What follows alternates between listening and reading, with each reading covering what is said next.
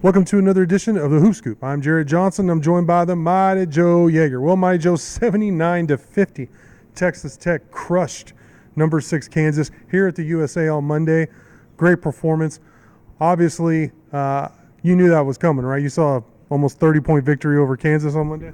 Yeah, hardly. Nobody did.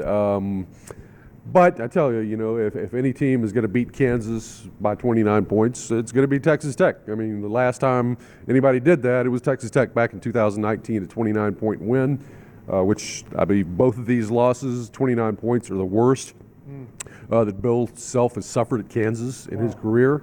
So, it's not like Texas Tech has Kansas's number, but when they get them, boy, they really get them sometimes. So.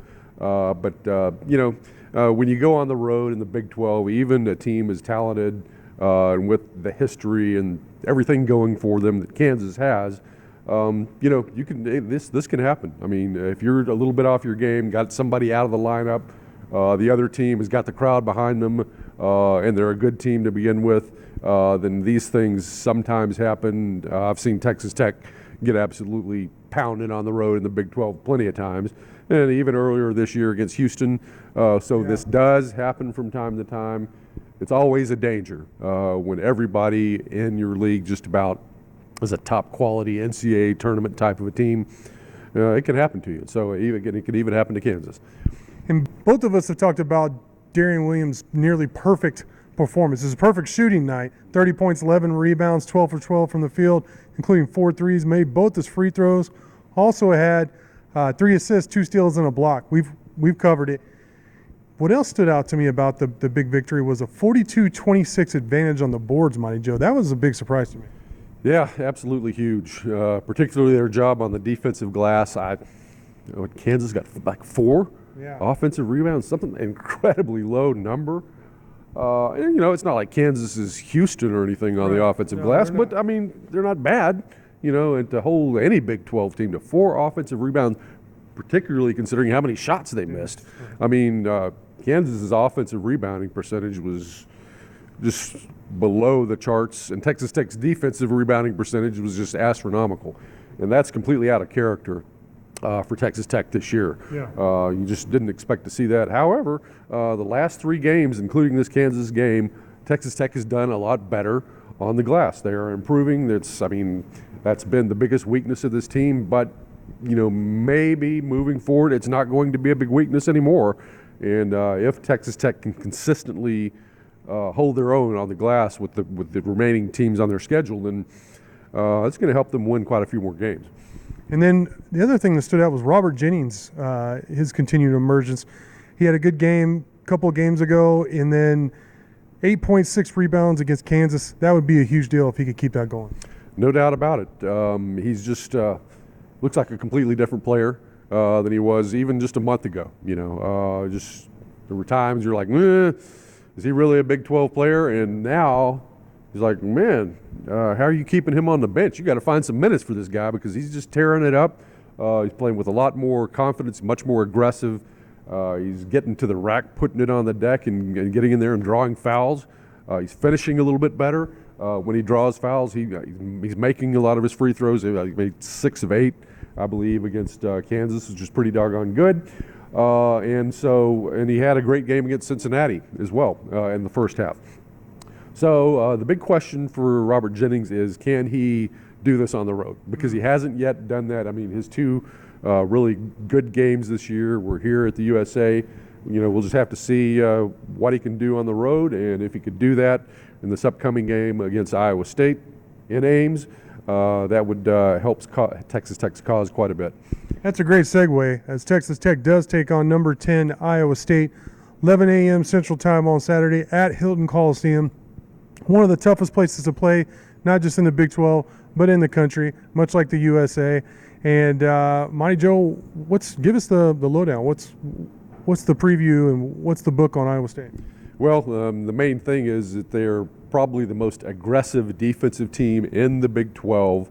And because of that aggressiveness, they force a huge number of turnovers. Just last night they turned Cincinnati over, I believe, 25 or 26 times. And that's not necessarily atypical for Iowa State. They, in terms of turnover creation, they're one of the top teams in the country. So, and Texas Tech has been good at taking care of the ball, and they're going to need to do that again.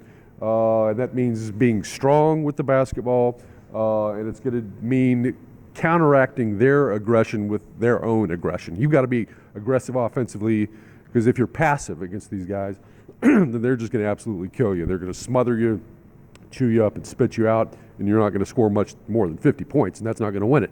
So you have to be just as aggressive offensively as they are defensively, and that means cutting very, very hard to the basket. It's going to mean taking some chances on some passes. I mean, stuff that is, it's like throwing a football in the NFL. Yeah. Where you've got to squeeze that ball into tight windows.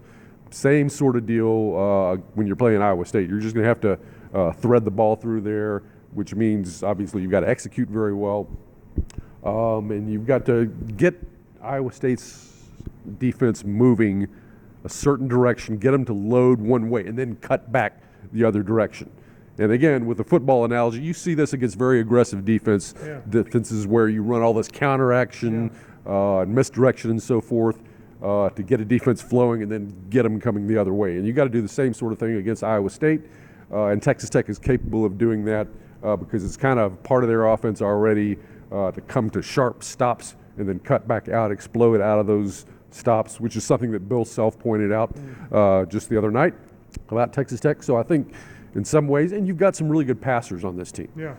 I don't need to name the names necessarily. I might as well. Joe Toussaint is a very good passer. Darian Williams is a very good passer. Warren Washington is a very good passer for a big man. And Pop Isaacs, when he's on, can be a very, very good passer too. He's kind of up and down, but sometimes he's a really good playmaker. So I think the tools are there for Texas Tech to have some success against this defense, but doing it at Ames, it's just going to really, really be difficult. Yeah, it's going to be a tough matchup. There's no doubt. Two guys that really stands out to me that if they could have big games based on what you said and just in general, and also what Alec Bussey said, who I did a podcast with him.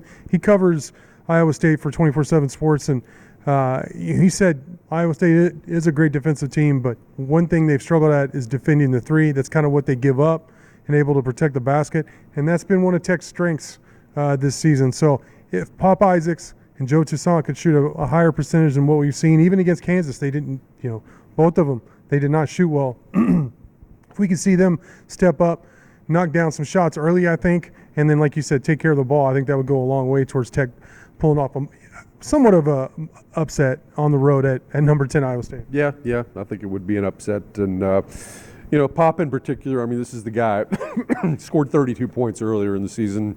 For the longest time was leading the Big 12 in scoring in conference play.